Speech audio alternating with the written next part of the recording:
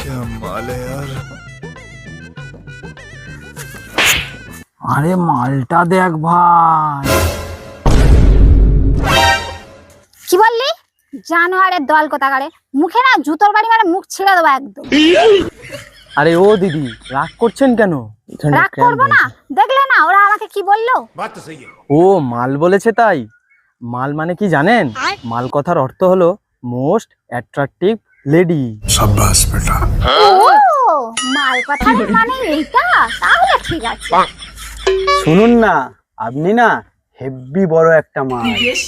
ও তাই, thank you so much. শোন না ভাই, আজকে এই যাত্রা তুই আমাকে বাঁচিয়ে দিলি ভাই, থ্যাংক ইউ। এইভাবে যেখানে সেখানে মুখ খুলিস না ভাই।